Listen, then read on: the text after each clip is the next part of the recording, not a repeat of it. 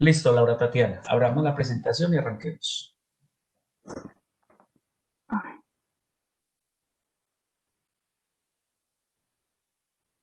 doctor, pero yo tengo clase a las 8, entonces de pronto pararía la exposición. ¿Sí? Hágale usted, arranque Bueno, usted.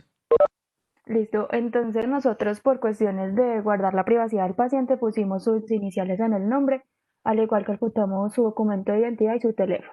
Entonces tenemos un paciente de 59 años, de sexo masculino, no conocemos su grupo sanguíneo, es mestizo, es de acá de Armenia, eh, su ocupación es conductor de camión de carga pesada. Es casado, su escolaridad básica secundaria de régimen contributivo y pertenece a la nueva EPS. Ya. Bueno, su motivo de consulta es: he tenido tos seca desde hace 9 días con fiebre.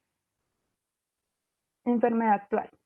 Paciente de 59 años de edad con antecedentes de hipertensión, diabetes mellitus tipo 2, obesidad, quien es remitido a la clínica La Sagrada Familia el 20 de julio de 2020 por cuadro clínico 9 días de evolución que consiste en picos febriles que alcanzan los 38 grados centígrados y tos seca, niegadinofagia, disnea, y refiere un episodio similar 20 días antes con duración aproximada de 4 días y comenta que por su trabajo como camionero de carga pesada ha transportado cargas entre Armenia y el Huila en contacto con muchas personas, pero niega contacto estrecho con personas sospechosas o confirmadas para COVID. Y refiere que se hizo prueba IgM, la cual salió negativa y está en espera de resultado de prueba retrotranscriptasa PCR, la cual se toma por voluntad propia el día 15 de julio de 2020. El 20 de julio, con aumento de la disnea y compromiso hemodinámico desde hace 12 horas, requiriendo oxígeno de alto flujo con máscara de no reinhalación, se confirma el diagnóstico de neumonía multilobar por infección por SARS-CoV-2, por lo que se inició manejo con piperacilina tazobactam de persona y se pide remisión para Hospital San Juan de Dios el 22 de julio de 2020. Ya aquí al ingreso al San Juan de Dios, entonces fue trasladado a la unidad de cuidados intensivos. En la toma de gases arteriales de ingreso presentaba un severo trastorno de oxigenación con una PAFI de 60. El paciente estaba consciente sin signos de falla respiratoria, colaborador, y se procedió a optar por la posición prueba no consciente.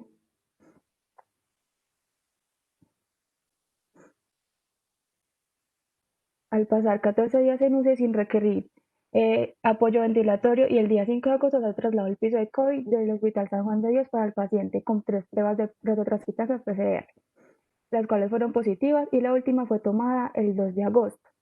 Allí permaneció hasta el 8 de agosto, día en el cual ingresó nuevamente a UCI por cuadro clínico consistente de falla ventilatoria, alteración del estado de conciencia y una PAFI de 50. Posteriormente, se administra sedación, relajación y se realiza intubación orotraqueal y se conecta ventilación mecánica, mejorando los índices de oxigenación, y 3 días después el paciente se autoextuba permaneciendo con saturación baja pero asintomático. Finalmente, el paciente presenta inestabilidad hemodinámica, falla respiratoria y se procede a realizar intubación. Posteriormente presenta una bradicardia con asistolia y fallece el 20 de agosto. Y acá tenemos entonces la revisión por sistemas, en donde el 20 de julio de 2020 el paciente presentó cefalea pulsátil en región frontal con intensidad de 7 sobre 10 en la escala análoga del dolor, sin exacerbaciones, irradiación ni atenuantes. Negó dificultad respiratoria, al igual que dolor torácico, hemoptisis y expectoración. Presentó mialgias, artralgias y anorexia. Bueno, ya el 22 de julio de 2020 él refirió disnea de pequeños esfuerzos, y ya del 26 en adelante tuvo deposiciones diarreicas. Con respecto a la anamnesis, en los antecedentes personales así positivos encontramos cardiopatía hipertensiva, diabetes mellitus tipo 2, hiperuricemia, obesidad mórbida, hernia inguinal. En farmacológicos toma losartán, metformina y colchicina. Y en hábitos, el consumo de alcohol años atrás. Familiograma, entonces tenemos que el paciente es casado y tiene un hijo de 14 años. Ya en Ecomapa, entonces encontramos que tiene una buena relación con lo que es su trabajo, amigos y familia. Sin embargo, en la salud ya, como vimos, presenta varias comorbilidades, y en la religión no conocemos muy bien su estado pues, de religión, pero lo pusimos que puede estar un poco desequilibrado. al no conocerlo. Ya, entonces en el examen físico encontramos que el paciente no tenía dificultad respiratoria y tenía una expansibilidad normal. En el abdomen era abundante por panículo adiposo, pero no presentaba ni lesiones, ni masas o megalia. No se encontraron tampoco zonas dolorosas, no se encontró edema y el fremito vocal estaba normal, al igual que el claro pulmonar. Se presentó un ruido vesicular normal y unos ruidos cardíacos rítmicos sin soplo. El paciente al ingreso pesaba 90 kilogramos, una talla de 168, presentando entonces un IMC de 31,9, lo que nos indica obesidad. Su frecuencia cardíaca entonces estaba en 79 latidos por minuto, una tensión arterial de 120/82, presión arterial media de 95, una frecuencia respiratoria de 26, temperatura de 36 grados centígrados y una saturación del 91%.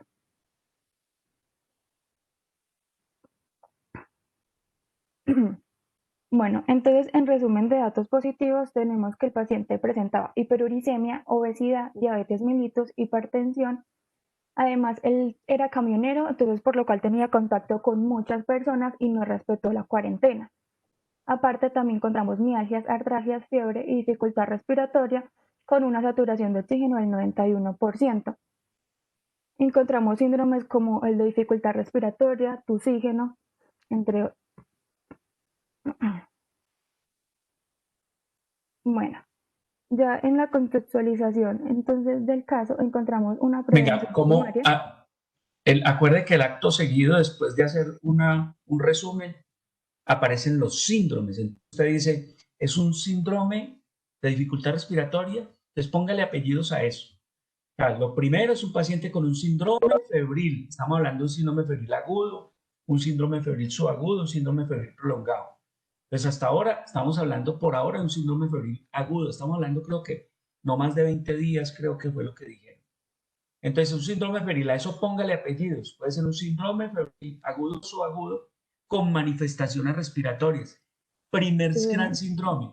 El segundo gran síndrome, síndrome de dificultad respiratoria. Estamos hablando de sí, un síndrome agudo crónico. Por ahora es agudo. Entonces, un síndrome febril agudo o subagudo con síndrome de dificultad respiratoria aguda. Eso es como las cosas más relevantes de todo lo que dijo. ¿Qué más tenemos en el sí, paciente? señor. Nosotros tenemos entonces síndrome de dificultad respiratoria del adulto, síndrome febril agudo, también tenemos síndrome tusígeno, el síndrome metabólico Sí, y está muy también bien. podemos tener otro Yo problema creo que que se puede. eso de oxígeno, no se acuerde que el oxígeno como tal solito no cabe. Si quiere, póngale un Sí, apellido. Síndrome de sintomático respiratorio. Todo paciente que tosa y desgarre por más de 15 días entra en la categoría de síndrome de sintomático respiratorio. Si eso ocurrió, que sí, creo que llevaba 20 días y había presentado un cuadro 20 días atrás, como digo, entonces póngalo ahí porque eso le ayuda a hacer aproximación. Recuerde que después de eso es que usted dice, vamos a poner patologías por síndromes. Ese pedacito se les pasó para antes de entrar a la contextualización. Entonces, ujú, porque usted ya con eso empieza a tener un panorama gigantesco antes de empezar a irse a pedirle para clínicos y de hacer análisis propiamente de la situación orgánica funcional del caso, para que nunca olviden eso. O sea, eso, después de grandes síndromes, uno le pone apellidos.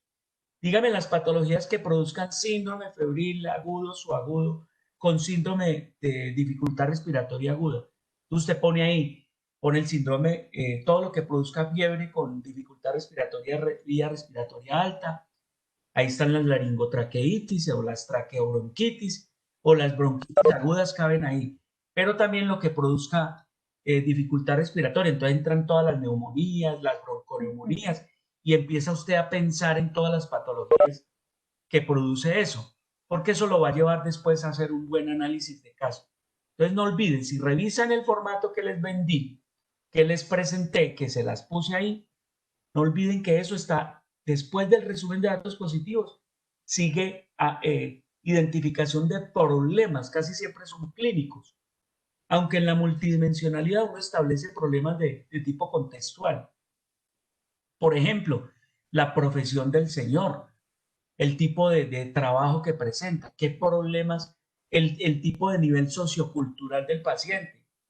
el que tenga o no tenga una, o entonces uno dice, tiene un problema de adherencia al tratamiento, tiene un problema de una enfermedad crónica como la diabetes o la hipertensión sin adherencia. Todo eso son problemas de contexto, pero aquí pues además le hacemos el análisis ya de la parte orgánica funcional, de la Sí, parte señor. médica, que es lo que sigue. ¿Listo? Entonces continuemos donde iba, por favor. Bueno, y acá entonces también se resalta mucho que el paciente no acató como las normas de cuarentena, por lo tanto tuvo mucho contacto con personas Entonces, y pues, fíjense que ese termina siendo un problema ah, de tipo contextual. Ese es usted cuando hace la identificación de problemas dentro del análisis, dentro del enfoque multidimensional, uno tiene que ubicar eso, porque una cosa es un paciente que a usted le digan, el paciente está en cuarentena desde el 25 de marzo. Y otra cosa es que le digan, no, es que el paciente además no puede estar en cuarentena, es un camionero. Es obvio que es un paciente que anda para arriba y para abajo, que se baja en cuanto pueblo para. Entonces, un paciente que está en contacto no puede estar adherido o no está adherido a las medidas de orden. El contexto es que estamos en una situación de pandemia. Entonces, siempre hay que ubicar el caso en la situación de pandemia. Listo, continuemos. bueno, Ahora sí, listo. Entonces, contextualización. encontramos una prevención primaria, secundaria y terciaria. Entonces, la prevención Listo. primaria será como tal el cuidado que se va a tener en contra del virus, ya la secundaria será aplicar un tratamiento óptimo en estados tempranos de la enfermedad y así evitar el empeoramiento de ella. Ujú. Y la terciaria se trata ya que acerca de las personas que han sido infectadas, entonces como tal se busca disminuir secuelas y dar tratamientos paliativos. Luego tenemos el periodo prepatogénico, que acá entonces será la persona que ya tiene el virus pero aún no ha presentado los síntomas. El periodo patogénico, que tendrá entonces un diagnóstico precoz y tratamiento oportuno, la limitación del daño y la rehabilitación. Entonces acá se ofrecerá un diagnóstico temprano junto con su tratamiento en las etapas que también sean tempranas de la enfermedad y así poder disminuir las secuelas y limitar su daño. Y ya en la rehabilitación el paciente tendrá la enfermedad y estará en convalecencia, pero entonces estará en camino a curarse como tal.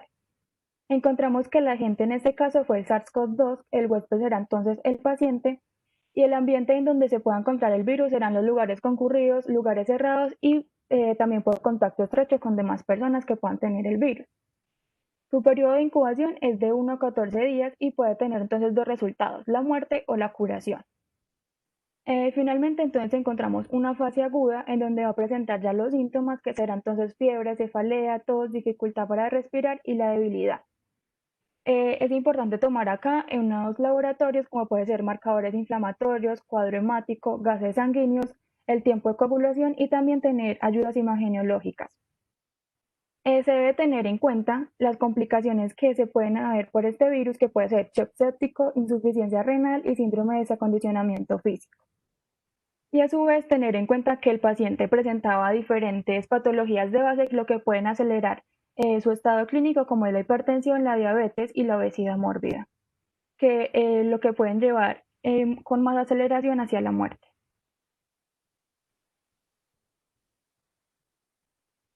Bueno, Está muy bien, suficiente. Me parece muy buen resumen y ese enfoque es clarito, pues, me parece muy bien. Listo. bueno, ya tenemos el cuadro de dificultad respiratoria del paciente. En primer lugar, lo que pasó fue que este evolucionó una falla respiratoria en pocos días. Entonces se ofreció un manejo, el cual constaba de ventilación pronovoluntaria, corticosteroides, antiagregantes, anticoagulación, antibióticos y reposición volumétrica con nutrición. Su pronóstico fue reservado, ya que dependía mucho de los índices de oxigenación y también las infecciones arraigadas que podía presentar el paciente durante su hospitalización. Que más adelante entonces presentaremos los paraclínicos en donde se verá como tal el avance que tuvo el paciente. Ya la explicación fisiopatológica encontramos que ha sido una infección por SARS-CoV-2 que produce efectos microtrombóticos a diferentes niveles.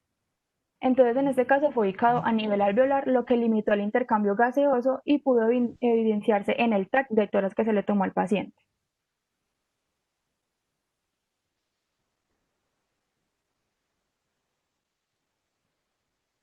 Listo. Ya como diagnósticos diferenciales, entonces tuvimos en cuenta la exposición que tuvo el paciente debido a su trabajo. También la fiebre intermitente que presentó, la cefalea, tos, mialgias, artralgias, las deposiciones diarreicas y la dificultad para respirar. Y esto lo relacionamos con ciertos síndromes como puede ser la neumonía, cetoacidosis diabética, enfermedad diarreica aguda, dengue, influenza y tuberculosis.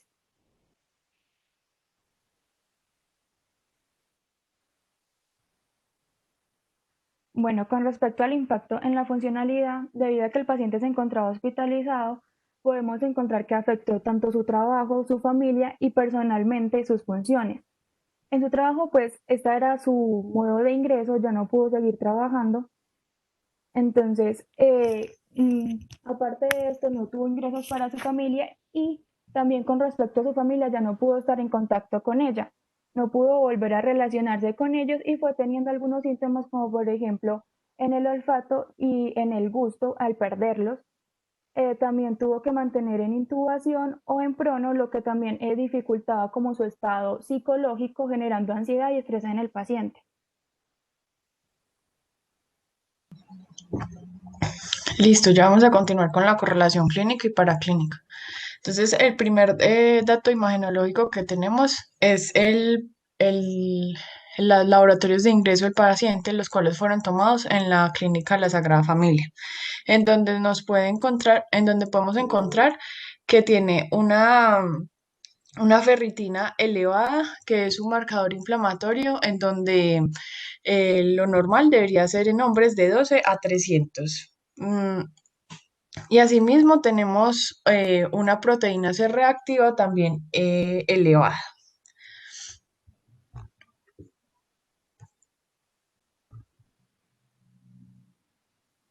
Listo. En cuanto a las imágenes que obtuvimos, tenemos el primero de ellos, que es el TAC de tórax de la clínica La Sagrada Familia, que ya voy a proyectarlo.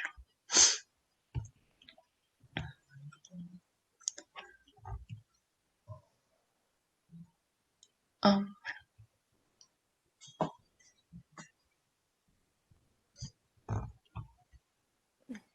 Le toca. No deja. bueno, ya voy.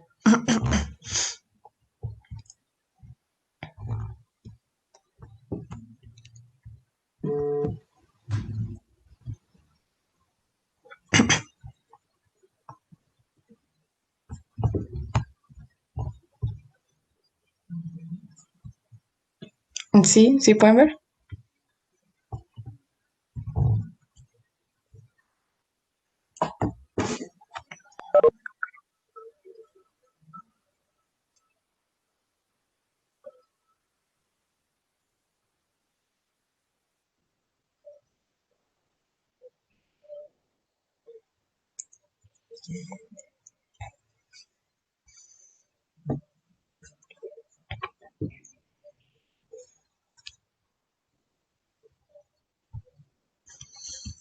Listo. Entonces,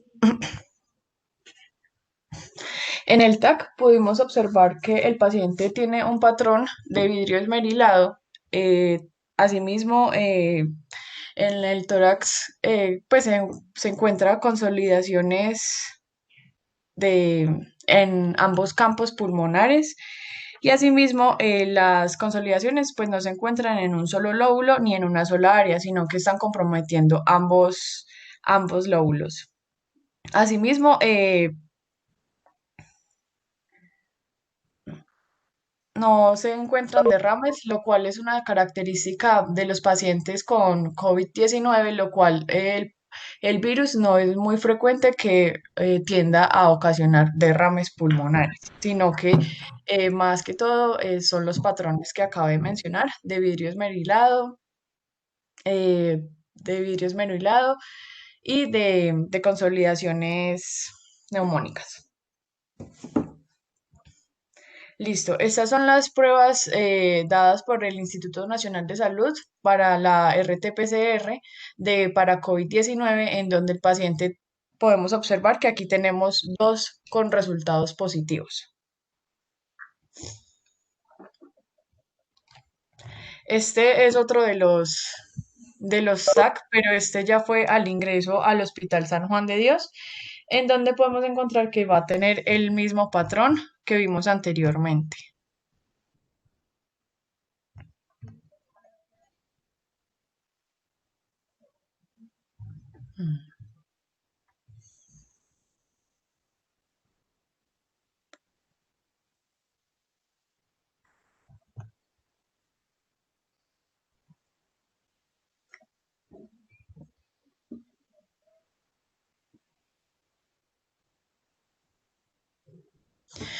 No vamos a ver muchos cambios en este tórax, ya que fueron 8 días posteriores, se vio en 8 días, pues se lo tomaron 8 días posteriores al pasado, entonces no vamos a encontrar muchos cambios. Se sigue viendo el patrón esmerilado con las consolidaciones neumónicas.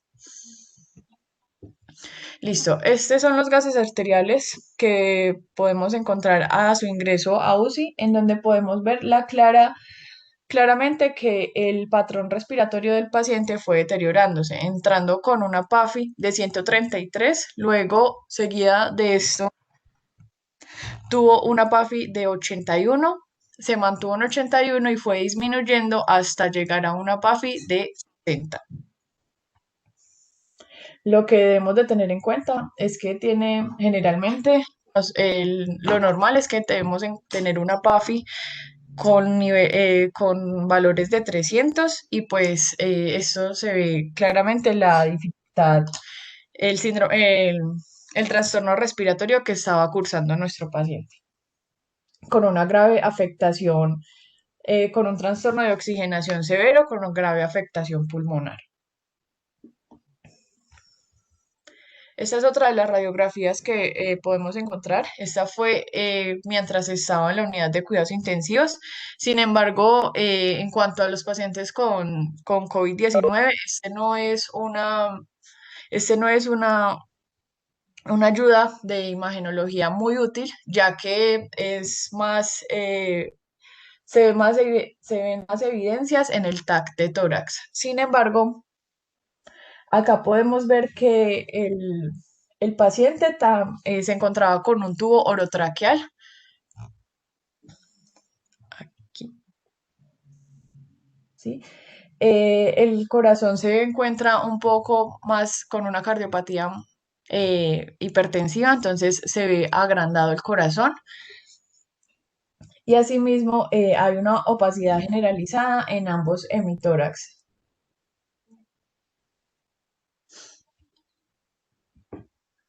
Esta es otra de las pruebas que se le hizo al paciente, en donde se puede observar la IgG y la IgM. La IgM se puede ver un poco más clara, en donde podemos concluir que el paciente ya estaba terminando por su fase aguda y ya se estaba estableciendo la IgG, que nos demuestra que el paciente fue infectado por el virus COVID-19. Listo, entonces en cuanto a las leyes diagnósticas, la ley de lo más frecuente vamos a tener que, pues el primer diagnóstico que vamos a tener es el COVID-19, debido a que el paciente, pues ya como le dijimos anteriormente, tiene antecedentes por su exposición con múltiples personas y porque no acató las normas de prevención como es la cuarentena ni tampoco el distanciamiento social. Y asimismo presenta una clínica consistente con la enfermedad, como son los picos febriles, las tos, las mialgias, las artralgias y la dificultad respiratoria. Uno Cuando la podría, ley yo le hago una observación ahí, María Alejandra y compañeros, en ley de lo más frecuente, mire, creo que por acá está el doctor, sí, Carlos Alberto está por ahí, me va a decir si estamos en lo cierto o no. Yo creo que en este momento y en cualquier momento un paciente con síndrome febril con manifestaciones respiratorias, disnea, síndrome de dificultad respiratoria aguda, subagudo, uno podría pensar que lo más frecuente no sea el COVID, lo más frecuente, pero sí lo más prioritario. Entonces, por ley de lo más frecuente, son otros virus los que posiblemente, de hecho, ustedes ven que menos del 30% de las pruebas que se toman salen positivas para la COVID-19. Pero en ley de prioridad, esa es la prioridad. La prioridad es descartar que sea una neumonía o un síndrome de estrés respiratorio secundario a la COVID. Pero en ley de lo más frecuente son otros virus, incluso otros coronavirus. El coronavirus que no es COVID, que no es SARS-2, produce casi el 20% de los cuadros respiratorios, incluso las famosas gripas. Entonces, si no estoy en lo cierto, el doctor Carlos Alberto me corrige. Estamos hablando de ley de lo más frecuente y ley de prioridad. En prioridad es la COVID la que hay que descartar en este momento. ¿Listo? Sí, Listo. señor. María Elena. Doctor Salazar, ¿quiere decir algo? Efectivamente, Jorge Luis, o sea, uno tiene que pasar de lo general a lo particular. Y usted tiene toda la razón, uno tiene que descartar las otras cosas. El paciente Eso. lo fuimos direccionando a lo que teníamos porque pues, somos hospital de referencia, entonces por eso nos enfocamos más a esto, pero usted tiene toda la razón y hay que enfocarlo también por ese lado. Gracias, doctor. Listo, María Alejandra. Bueno, señor. Entonces, en cuanto a la ley de Agatha Christie, vamos a tener que pues la víctima va a ser el sistema respiratorio, el culpable va a ser el virus SARS-CoV-2, el cómplice va a ser las pocas medidas de prevención que tuvo el paciente, como fue que no guardó la cuarentena, el poco distanciamiento social, la falta de medidas de prevención y las comorbilidades de base. Las circunstancias en las que ocurrieron los hechos fue pues el paciente tuvo que haber tenido contacto con una persona positiva para SARS-CoV-2. ¿Cuáles son otros posibles afectados?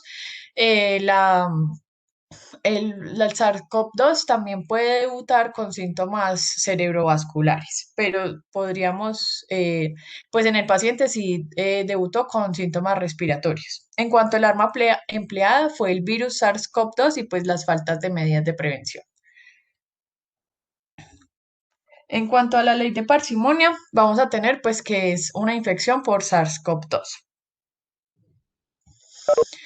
¿Cuáles fueron los tratamientos que el paciente recibió? Entonces, en sí vamos a tener que se le utilizó se, utilizó dexametasona fosfato, 4 miligramos mililitros con una solución inyectable, 6 miligramos cada día. También losartán, piperacilina tazobactam se utilizó como antibiótico para el paciente en un primer inicio en la Sagrada Familia. Y bueno, también las medidas para protección gástrica y anticoagulación y antiagregantes. También utilizamos pues los medicamentos para la sedación y la relajación del paciente. Se mantuvo con omeprazol, con heparina de bajo peso molecular, con corticosteroides como la dexametasona fosfato, amlodipino, losartán, prazosina, lorazepam. Listo. En cuanto al resumen de diagnósticos, vamos a tener que el diagnóstico etiológico pues es SARS-CoV-2. El diagnóstico topográfico y anatómico se va a ubicar en el sistema respiratorio. En cuanto a los diagnósticos sindromáticos, vamos a tener un síndrome febril agudo con manifestaciones respiratorias, un síndrome de dificultad respiratoria del adulto y un síndrome metabólico. En cuanto a los diagnósticos específicos, es una infección viral por COVID-19, diabetes mellitus tipo 2 no insulino requiriente con hipertensión arterial y hiperuricemia. Acá ya son las medidas Yo creo que esto lo podemos obviar, ese pedacito. éticas. Muy bien, muy bien, muy bien, muy bien, muy bien. Eso. Esto es lo más aproximado a lo que realmente queremos. ¿Qué les recomiendo para esta segunda fase? Entonces, como tenemos que pensarlo como reporte de caso, la COVID, mucho. Neumonías, síndrome de dificultad respiratoria, síndrome de estrés, falla multisistémica, mucho. Tenemos que buscarle el QI, tenemos que buscarle cuál podría ser lo que nos haga llevar a que de pronto en un futuro nos publiquen este caso. ¿Ustedes qué pensaron? ¿Cuál podría Doctor, ser el enfoque para que al final nos digan, venga, vamos a publicar este caso? yo creo Muchachos. que sería que fue nuestro primer paciente aquí en el hospital con Pronovigil, nuestro primer caso. Sí. Y ¿Qué el más? paciente se mantuvo en prono consciente durante mucho tiempo, donde la intubación fue necesaria solo en la última semana que estuvo internado en la unidad de cuidados intensivos. ¿Qué más? Jorge Luis, yo pienso que es un paciente muy interesante desde todo punto de vista epidemiológico, tiene todos los factores de riesgo y tiene todos los marcadores y es el paciente, por eso con los muchachos decidimos este caso y yo lo había comentado con usted con anterioridad, porque es que tiene todos los marcadores y nos enseña de marcadores inflamatorios, nos enseña de TAC y nos enseña de manejo de la oxigenación y podemos y tenemos documentado muy bien lo de los gases arteriales. O sea, es el típico caso de COVID en epidemiología, en evolución y en paraclínicos. Listo, digamos que nos sirve muchísimo todo eso que están diciendo, doctor y muchachos, nos sirve muchísimo. Tenemos todos los insumos para que de pronto no se nos está escapando ninguno. Pero yo le agregaría otra cosa, doctora, y a los compañeros que acabaron de decir, porque acuerde que el reporte de caso usted tiene que buscar para que al final digan, venga, vale la pena que la literatura conozca, porque la gente va a decir, no, pero es que esto es mucho de lo mismo que anda circulando en el mundo. Yo le sumaría para que eso siga siendo particular, para que siga siendo exclusivo, para que siga siendo único, que es lo que, acuerde que el reporte de caso es, el caso exótico, esto no es exótico, el caso que se sale de la presentación clínica habitual, de pronto no es el caso, pero ojo, para sumarle dos cosas, yo le sumaría dos cosas. El enfoque multidimensional que le podamos dar a esa presentación, en ese, acuerde que el reporte de caso usted no puede tener, yo ya les voy a poner las palabras, creo que son alrededor de 3.000 caracteres, pero hay que tratar de darle ese enfoque multidimensional. Y lo otro, ustedes mencionaron un signo que el paciente tuvo y habitualmente no lo presentan los pacientes COVID. ¿Cuál fue? Es un signo paraclínico en el paciente. Lo mostraron en una imagen. No, Y pero ustedes mencionaron que el paciente presentó derrames pleurales. ¿Cierto que sí? no, yo dije que no presentaba derrame pleural como Ah, pero me dio la sensación de que sí. Eso. No es habitual, no es habitual. no, no es habitual, no señor. Porque me pareció, doctor Carlos Alberto, en esa radiografía que esos ángulos costodiafragmáticos estaban velados. No sé, es que acuerde que le tenemos que buscar, vea, no, aunque no es claro que estén velados, no sé, está más el izquierdo y la otra, el derecho está, la diferencia del derecho con el izquierdo son como 3 centímetros, pero no parece, no es muy claro que tenga el derrame. Entonces, vuelvo y le digo, nos toca buscarle, uno puede ser la multidimensionalidad, dos, la mención del prono, tres, el que haya mantenido ese paciente. Acuérdense que ustedes dijeron, estaba estubado y estaba prácticamente asintomático, pero saturando mal. ¿Cierto que sí, Iván y Alejandra? Sí, señor. Eso, También es como un típico ejemplo de lo que se llama ahora los hipoxémicos felices, en donde el eso. paciente a una PAFI por debajo de los límites normales, pero seguía asintomático sin dificultad respiratoria. Listo, listo, listo. Bueno, entonces vuelvo y les digo, ¿no? El caso, como caso, como enfoque multidimensional, como cumplimiento absoluto de lo que se les propuso, está muy bueno, está muy bueno. Como documentación, está muy bueno. Como presentación, está muy bueno. Síganle buscando el QI para irnos a reporte de caso. Obviamente lo vamos a llevar a reporte de caso, pero es posible que la apuesta en el tercer corte termine siendo real. Acuérdense que no es obligatorio, pero puede ser real de que nos terminen publicando este caso, por lo bien documentado que está, porque le hagamos un enfoque multidimensional, porque mencionemos cosas que no sean habituales en la literatura de lo reportado en estos 6 meses que llevamos de la pandemia. Pero muchachos, no, vuelvo y les felicito, agradecemos al doctor Carlos el aporte, me parece que es vital tener un médico acompañante, acuérdense que los casos deben idealmente acompañarse de un médico tratante, en lo posible todos los casos deberían tenerlo. Entonces, listo muchachos, vamos a cerrar, muchas gracias, de hecho, esto está tan completo y tan bueno que lo voy a, además de subir al canal, los voy a compartir, muchachos, desde ya les pido la autorización, si alguien no está de acuerdo, no lo hacemos, pero si nadie manifiesta que no está de acuerdo, en este caso lo voy a compartir, digamos, al público general. ¿Listo? Sí, señor, estamos de acuerdo. Listo, Bueno. doctor, muchas gracias. Listo. Bueno, Gracias. muchachos. Listo, doctor Salazar, muchas gracias. Muchas Gracias gracias. a Luego, todos. gracias. Voy a dejar de grabar en este momento. Muchas gracias.